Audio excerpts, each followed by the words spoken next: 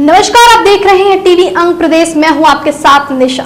भागलपुर पहुंचे बिहार के उप मुख्यमंत्री तारकिशोर प्रसाद ने हवाई अड्डा स्थित बाल राहत शिविर का निरीक्षण किया और इस दौरान उप मुख्यमंत्री ने सामुदायिक रसोई में बन रहे भोजन को भी देखा और भोजन बनवा रहे कर्मचारी से भोजन के मेनू के विषय में भी जानकारी हासिल की। उसके बाद उप मुख्यमंत्री शिविर में रह रहे बाढ़ पीड़ितों से उनका दुख दर्द जाना। बाढ़ पीड़ितों के द्वारा पशुओं के लिए चारा समय से उपलब्ध नहीं कराए जाने को लेकर अंचलाधिकारी और जिलाधिकारी को बाढ़ पीड़ितों को सभी सुविधा मुहैया कराए जाने का निर्देश दिए गए। तारकिशोर प्रसाद उसके बाद स्वास्थ्य शिविर पहुंचे, जहां उन्होंने मौजूद स्वास्थ्य कर्मियों से कोरोना को लेकर बाढ़ पीड़ितों का किए जा रहे जांच के विषय में जानकारी हासिल की। उसके बाद उन्होंने शिविर में हुए एक नवजात बच्चे के जन्म पर उसकी मां को 10,000 रुपए का चेक देकर उन बच्चे को ठीक से लालन पालन करने की बात कही। इस दौरान उप मुख्यमंत्री ने सरकार के द्वारा हर संभव मदद बाढ़ पीड़ितों को दिए जाने की बात करते हुए सभी बाढ़ पीड़ितों के खाते में 6,000 रुपए प्रति परिवार दिए जाने की शुरुआत हो जाने की बात कही। उन्होंने बताया कि अब तक 65,000 बाढ़ पीड़ितों को सरकारी सहायता उनके खाते में पहुंच चुकी है, जबकि शेष बाढ़ पीड़ितों को जल्द ही राशि मिल जाएगी। तारकिशोर प्रसाद ने बाढ़ प्रभावित सभी किसानों के फसल क्षति का आकलन कर जल्द से जल्द उन्हें भी क्षतिपूर्ति राशि दिए जाने की बात कही। निरीक्षण के दौरान जिलाधिकारी सुब्रत कुमार सेन, डीटीओ परवेश अख्तर सहित कई अधिकारी मौजूद थे। हमारे चैनल पर कोसी के कहर के कारण करहा रहे भागलपुर नवगछा के मदरोनी पंचायत के लोगों को अब तक सरकारी सुविधा नहीं मिलने की खबर प्रमुखता से दिखाए जाने के बाद उप मुख्यमंत्री तारकिशोर प्रसाद ने अधिकारियों से इस पर जवाब तलब किया और मदरोनी पंचायत के सभी बाढ़ पीड़ितों को सभी सरकारी सुविधाएं दिए जाने का आदेश जिलाधिकारी सुब्रत कुमार सेन को देते हुए घर में रह रहे बाढ़ पीड़ितों को सूखा राशन पहुंचाए जाने का भी निर्देश दिया। साथ ही कहा कि पूरे जिले में जांच कराकर देखना होगा कि अभी तक जिला प्रशासन के द्वारा बाढ़ पीड़ितों को सूखा राशन मिला है कि नहीं, जिसके बाद जिलाधिकारी ने तुरंत भी रंगरा के अंचलाधिकारी को इस पर अमल किए जाने की बात कही। ज़्यादा परिवार हैं जिनको कि अब उसकी भी कार्रवाई की जा रही है और विशेष रूप से एक जो ये लोग बता रहे थे कि जो सूखा जो राशन है जहाँ जो शिविर में नहीं आ पा रहे हैं तो सूखा राशन कहीं कहीं लगता है कि नहीं पहुंच पा रहा है, ये एक बार सुनिश्चित करा लीजिएगा। ये बता रहे थे ना, कोई बता रहे थे पत्रकार दो का आया था वो रंगरा नवगछिया पुलिस जिला में मदरौनी का आया था, एक बार उसको दिखवा। बाढ़ पीड़ितों ने राहत सामग्री की मांग को लेकर प्रखंड कार्यालय परिसर के मुख्य गेट को जाम कर घंटों हंगामा किया। बाढ़ पीड़ितों का कहना है कि पिछले कई दिनों से अंचलाधिकारी आश्वासन दे रहे हैं कि आज राहत सामग्री लेना तो कल आकर ले जाना। ऐसे में हम सभी पीड़ित छोटे छोटे बच्चे को घर पर ही छोड़कर दिन भर प्रखंड कार्यालय का चक्कर लगाने पर मजबूर हैं। हमारा घर बाढ़ के कारण चारों ओर से घिरा हुआ है। घर में अकेले छोटे बच्चे को छोड़कर आना कहीं न कहीं खतरे का संकेत दे रहा है। जाम की सूचना पाकर सुल्तानगंज थाना पुलिस घटना स्थल पर पहुंची और बाढ़ पीड़ितों को समझा बुझाकर जाम को हटवाया। शाहाबाद हरिजन टोला वार्ड नंबर 12 का है। इन लोगों को कुछ नहीं दिया, कुछ भी नहीं मिला है। नहीं तो पन्नी है, रात में एक आदमी घटना बीत गया, उसको लेकर आवेदन दिए। हाँ, आवेदन कल ही दिए, परसों भी दिए, कल भी दिए। क्या काम अब ये फंड हट गया नहीं है, शिविर भी बंद हो गया। नहीं दे रहा है, कल अभी लिया, आज बोला ऐसा हमको नहीं दिया साले। पिछले एक महीने से भागलपुर के नवगछिया मंदरोनी पंचायत के हजारों लोग कोसी के कहर के बीच अपना जीवन यापन करने को मजबूर दिख रहे हैं। सबसे भयावह स्थिति पंचायत के मदरोनी पुरवारी टोला और नासी टोला की है, जहां जल प्रलय के कारण मकान के नीचे तल में लोग बाढ़ का पानी आ जाने पर छत पर पन्नी लगाकर डेरा जमाए हुए हैं और अब तक किसी भी प्रकार का सरकारी सहायता नहीं मिलने से परेशान लोग मदरोनी पंचायत के मुखिया अजीत कुमार सिंह उर्फ मुन्ना से फरियाद करने लगे और भोजन, पेयजल, शौचालय और बाढ़ पीड़ितों को मिलने वाले सरकारी सहायता दिलाए जाने की बात कही। मुखिया ने सभी पीड़ितों की बात गंभीरता पूर्वक सुनी और हर संभव मदद का भरोसा दिलाया। इस दौरान पंचायत के मुखिया अजीत कुमार सिंह ने बताया कि उनका पूरा पंचायत पूरी तरह से बाढ़ प्रभावित और जलमग्न है। हजारों की आबादी से प्रभावित हुई है, लेकिन पिछले 35 दिन पूर्व भी त्राहिमाम संदेश जिले के वरीय पदाधिकारी तक पहुंचाए जाने के बाद अब तक सिर्फ कुछ पन्नी ही सहायता के रूप में जिला प्रशासन से मिली है, जबकि उनके पंचायत में लोगों के सामने भूखमरी की स्थिति उत्पन्न हो गई है। मुखिया ने यहाँ तक कहा कि कोई भी अधिकारी अब तक उनकी बात को नहीं सुन रहे हैं।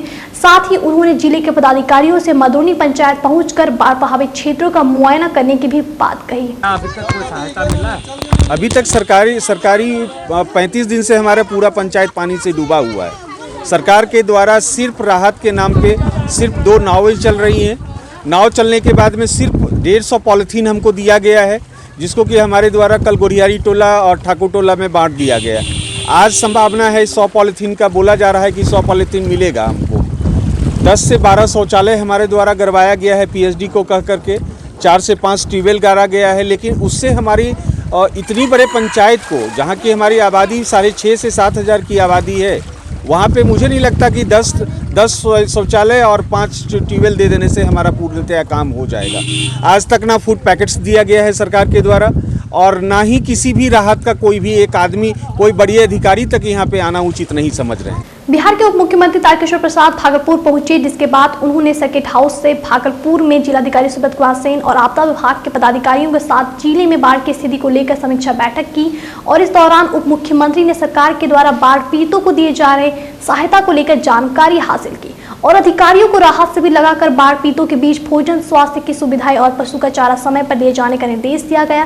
वहीं पत्रकारों से बात करते हुए उप मुख्यमंत्री ने कहा कि बाढ़ पीड़ित विस्थापित आपदा मद में कोई भी कमी सरकार के द्वारा नहीं होने दिया जाएगा। सरकार के द्वारा स्वास्थ्य सुविधा भी प्रदान की जा रही है। सभी राहत शिविर में बाढ़ पीड़ितों के लिए NT-PCR और RT-PCR से कोरोना जांच कराए जाने को लेकर दिशा निर्देश दिए गए हैं। उप मुख्यमंत्री ने अब तक भागलपुर जिले के किसी भी क्षेत्र में कोरोना पॉजिटिव मरीज नहीं पाए जाने पर खुशी जाहिर की। तारकिशोर प्रसाद ने बताया कि सरकार के द्वारा सभी बाढ़ राहत शिविर में बच्चों के लिए आंगनबाड़ी की भी सुविधा बहाल की गई है। उन्होंने जिला प्रशासन और स्वास्थ्य विभाग को बाढ़ के पानी की कमी के बाद महामारी की समस्याओं से निपटने को लेकर अलर्ट भी किया, जिसको लेकर स्वास्थ्य विभाग को नियमित रूप से बाढ़ प्रभावित क्षेत्रों में छिड़काव करने का दिशा निर्देश भी दिया गया है। उप मुख्यमंत्री ने बताया कि राज्य सरकार के द्वारा राहत शिविर में जन्म लेने वाले सभी नवजात लड़कों को 10,000 और लड़कियां को 15,000 रुपया उनके परिजनों को देने की बात भी कही। तारकिशोर प्रसाद ने बताया कि सरकार और प्रशासन बाढ़ को लेकर पूर्व से ही गंभीर थे, जिसके कारण जान माल की क्षति कम हुई है। वहीं मुख्यमंत्री ने किसानों के फसल की क्षति का आकलन कर क्षतिपूर्ति राशि दिए जाने की बात कही। इससे पूर्व भागलपुर सर्किट हाउस पहुंचे बिहार के उप मुख्यमंत्री का जिला प्रशासन और भाजपा नेताओं एवं कार्यकर्ताओं ने फूलमाला और बुके देकर स्वागत किया। बाढ़ पीड़ित हैं या विस्थापित हुए हैं तो सरकार के द्वारा जो भी संसाधन आपदा मद में निर्धारित है उसमें किसी प्रकार की कमी नहीं होने दिया जाएगा।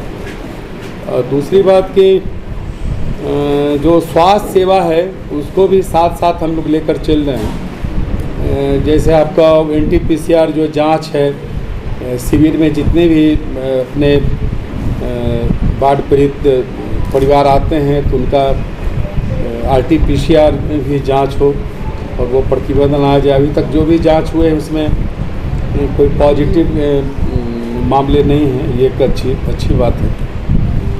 और ये हम तो उसका ध्यान भी रखते हैं कि स्वास्थ्य वाला के साथ साथ चलता है तो ज़्यादा बेहतर होता है।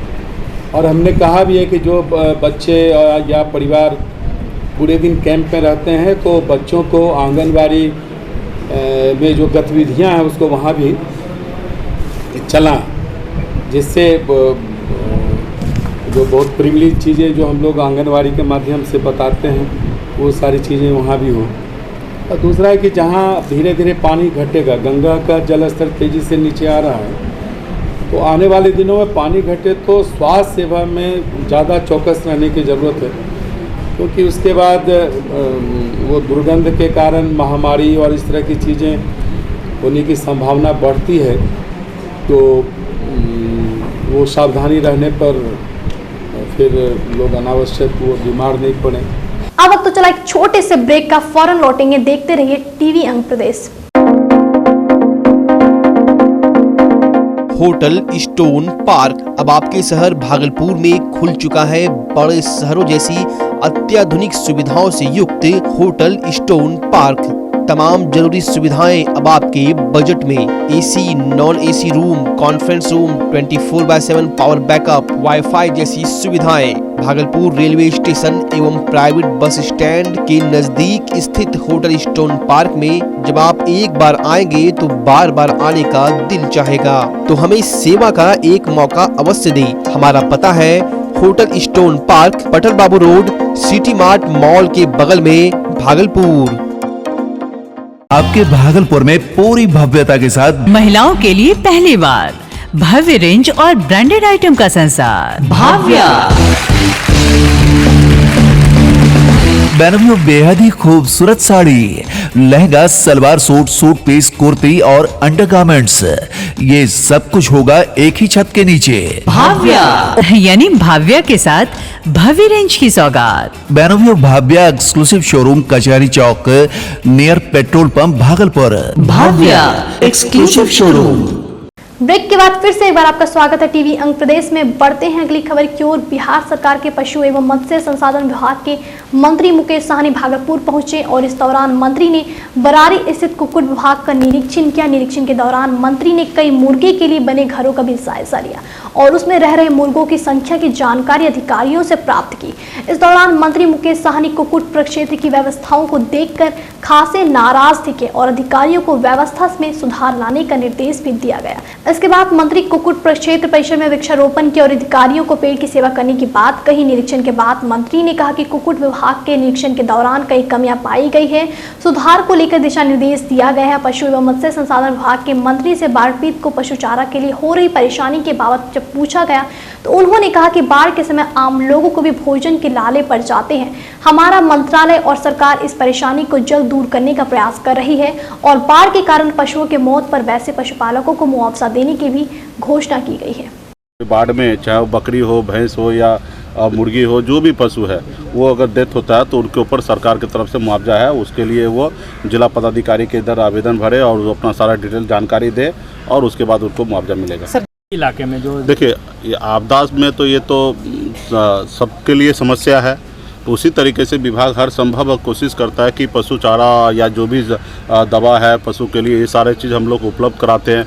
और बाढ़ के समय में तो हर आदमी को खाने के लिए समस्या हो जा रहा है, तो पशु के लिए तो निश्चित तौर पे समस्या होगा। इसके लिए कहीं बहुत ऐसे है रास्ता कटा हुआ है, रास्ते पे पहुंचा नहीं जा सकता है, तो ये सारी चीज़ समस्या आ रहा है। लेकिन उस समस्या को दूर करते हुए भी जहाँ इस तरीके से जो भी है हम लोग खुद मॉनिटरिंग कर रहे हैं, हर जिला वाइज कर रहे हैं और वीडियो कॉन्फ्रेंसिंग के जरिए कर रहे हैं। जहाँ पे इस तरीके से समस्या है उसको दूर किया जा रहा है और आप लोगों के भी समक्ष कहीं पे ऐसे कोई समस्या हो तो आप लोग भी बताइए और उसको विभाग अपने स्तर से उसको दूर करेंगे। जाति गणना के मुद्दे पर भागलपुर पहुंचे उप मुख्यमंत्री तारकिशोर प्रसाद ने कहा कि 23 अगस्त को मुख्यमंत्री नीतीश कुमार के नेतृत्व में सर्वदलीय प्रतिनिधि मंडल प्रधानमंत्री नरेंद्र मोदी से मिलकर राज्य की भावना से उनको अवगत कराया जाएगा, जिसको लेकर बिहार विधानसभा में सर्वसम्मति से प्रस्ताव पारित किया है। साथ ही उन्होंने कहा कि पूरे देश में भारत सरकार के द्वारा ही जातीय गणना कराए जाने को लेकर कोई निर्णय लिए जाने की बात कही। जब उप मुख्यमंत्री से पूछा गया कि अब तक बीजेपी जाति गणना को लेकर तैयार नहीं थे तो उन्होंने कहा कि हमने कभी इसका विरोध भी नहीं किया। बीजेपी का स्टैंड का बात नहीं है, बिहार विधानसभा ने यह प्रस्ताव पारित किया है और माननीय मुख्यमंत्री जी के नेतृत्व में प्रधानमंत्री से एक प्रतिनिधि मंडल मिलकर जो प्रस्ताव पारित हुआ उसके आलोक में अपनी बात करते हैं। लेकिन जो यह जनगणना है यह राष्ट्रीय स्तर पर होता है। एक विधानसभा ने इस तरह के प्रस्ताव को पारित करके दिया है और उस आलोक में माननीय मुख्यमंत्री जी मिलेंगे। लेकिन पूरे राष्ट्रीय परिप्रेक्ष्य में और जो जनगणना का जो ये है इंस्टीट्यूशनल जो उसका सिस्टम है वो कितना वो आगे की प्रक्रिया है भारत सरकार उसको देखेगी। लेकिन राज्य की जो भावना है वो वहाँ बता दिया जाए। बिहार बीजेपी का क्या स्टैंड है सर? अरे बिहार बीजेपी के हमारे विधानमंडल से एक प्रतिनिधि जा रहे हैं। हाँ जा रहे हैं। आप ही इसके प्रतिपक्ष का बात नहीं है। देखिए बहुत चीज़ें अच्छी लगती है लेकिन है क्या कि हर उसका एक अपना दायरा होता है, कौन किस स्तर पर इसको करेगा, क्या उसकी परिस्थिति है। वहीं भागलपुर पहुंचे पशु एवं मत्स्य संसाधन विभाग के मंत्री मुकेश साहनी ने जातीय गणना कराए जाने की बात करते हुए 23 अगस्त को प्रधानमंत्री से मिलकर उनसे बिहार में गणना कराए जाने की अपील करने की बात कही। हम लोग तो चाहते ही हैं कि जातीय जनगणना हो और माननीय मुख्यमंत्री जी के नेतृत्व में हम लोग सोमवार को 23 तारीख को माननीय प्रधानमंत्री जी से मिलेंगे और हम लोग चाहेंगे कि बिहार में देश में जातीय जनगणना हो। तो इसके लिए हम लोग माननीय मुख्यमंत्री जी के अगुवाई में जा रहे हैं दिल्ली और इस अपनी बात को रखेंगे। राहत शिविर में देश के पूर्व प्रधानमंत्री स्वर्गीय राजीव गांधी का 77वीं जयंती दिवस पर भागलपुर में कई कार्यक्रमों का आयोजन कर कांग्रेसी कार्यकर्ताओं ने उन्हें भावभीनी श्रद्धांजलि दी। कांग्रेस भवन में जहां जिला कांग्रेस अध्यक्ष मोहम्मद परवेज जमाल के नेतृत्व में कांग्रेसी कार्यकर्ताओं ने पूर्व प्रधानमंत्री को पुष्पांजलि कर उन्हें श्रद्धा सुमन अर्पित किया और उनको बताए हुए मार्ग पर चलने की बात कही। यूथ कांग्रेस के नेतृत्व में कांग्रेस नेता प्रवीण सिंह कुशवाहा के आवास के समीप राहगीरों के बीच शरबत और ठंडा जल वितरित कर पूर्व प्रधानमंत्री के पद चिन्हों पर चलने की बात कही गई। वहीं कांग्रेस विधायक अजीत शर्मा के आवास पर स्थित कांग्रेस कैंप कार्यालय में महिला मोर्चा के द्वारा जिलाध्यक्ष कोमल सृष्टि के नेतृत्व में पूर्व प्रधानमंत्री को पुष्पांजलि कर उनके द्वारा देश हित में किए गए कार्यों को याद किया गया। जीवन जागृति सोसाइटी के तत्वाधान में डॉक्टर अजय वाटर हेलमेट का सबौर के NH 80 के पास परीक्षण किया गया, जिसमें 15 वाटर हेलमेट इंग्लिश गांव के लोगों के शरीर में बांधा गया और कुछ देर बाद नाव टकराने के चलते सारे युवक कई फीट गहरे पानी में कूद गए। उनमें से एक 70 साल के बुजुर्ग भी थे। सभी लोग बिना तैरे कई मिनटों तक पानी की सतह पर आराम से रहे। यहाँ तक कि उनको चिप्स का पैकेट खाने के लिए दिया गया तो उन्होंने अपने दोनों हाथ से उस पैकेट को फाड़कर चिप्स निकालने लगे और उसे आराम से खाएं। यह वाटर हेलमेट साधारण पानी के डब्बे, जिसे आमतौर पर जरकीन बोलते हैं, एक बेल्ट के बॉक्स में अच्छी तरह से डाल दिया गया और स्कूल बैग की तरह शरीर में लॉक सिस्टम से बांध दिया गया।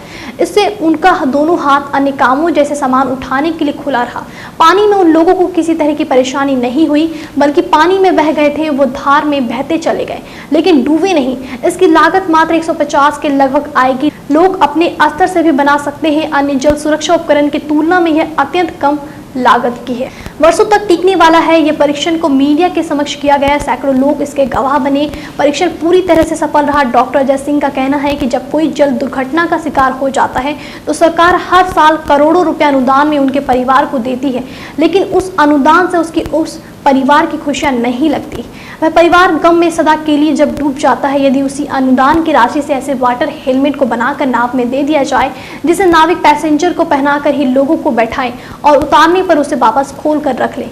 यदि मात्र एक प्रति व्यक्ति इसका शुल्क लिया जाए तो कुछ ही दिनों में उसका लागत वापस हो जाएगा। उनका सरकार से गुजारिश है कि सरकार के संबंधित अधिकारी खुद इसका परीक्षण करें और इस प्रक्रिया को आगे बढ़ाएं। साथ ही इस वाटर हेलमेट को हेलमेट की तरह नाव में चढ़ने से पूर्व पहनना कानूनन अनिवार्य कर दिया जाए तो सैकड़ों जानें बच सकती हैं। हम लोग नाव से जा रहे थे, एक डेमो कर रहे थे जो जीवन जागृति सोसाइटी द्वारा ये डिब्बा दिया गया था, जिससे नाव डूबा, हम लोग गिर गए पानी में। इसके द्वारा हम लोग बाहर हो गए, क्योंकि हिलना भी नहीं आता था। तभी हम लोग ऊपर रहा, सर ऊपर रहा, हाथ ऊपर रहा, किसी तरह हम लोग किनारा लग गए।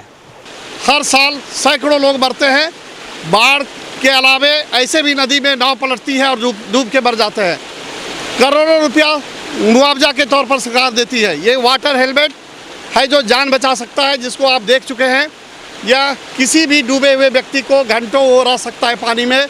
और ये वाटर हेलमेट मैंने क्यों नाम दिया, जिस तरह से बाइक की हेलमेट यदि कोई एक्सीडेंट होता है तो सर फूटने से बचाता है, उसी तरह से ये वाटर हेलमेट सर डूबने से बचाता है। और यदि सर नहीं डूबेगा तो आदमी जिंदा बचेगा।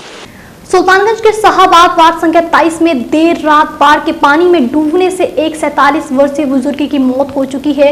उक्त व्यक्ति की पहचान रविदास टोला के रहने वाले रामकिशन शर्मा के 47 वर्षीय पुत्र शशि प्रसाद शर्मा के रूप में हुई है। घटना के बाबत बताया जा रहा है कि उक्त व्यक्ति सामूहिक किचन से खाना खाकर घर लौट रहा था, तभी रास्ते में पैर फिसल जाने के कारण गहरे पानी में चला गया, जिससे कि उसकी मौत हो गई। वहीं गुरुवार को सुल्तानगंज के अजगैवी नाथ गंगा घाट पर डूबे हुए युवक के शव को SDRF की टीम ने शनिवार सुबह बरामद कर लिया है। फिलहाल पुलिस दोनों शवों को कागजी कार्रवाई के बाद पोस्टमार्टम के लिए भागलपुर भेज दिए हैं।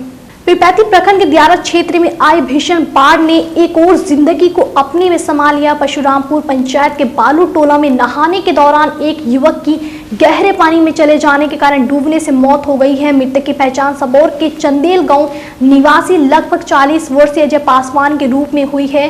प्राप्त जानकारी के मुताबिक युवक अपने ससुराल परशुरामपुर के बालू टोला आया हुआ था, जहां नहाने के दौरान यह हादसा हो गया।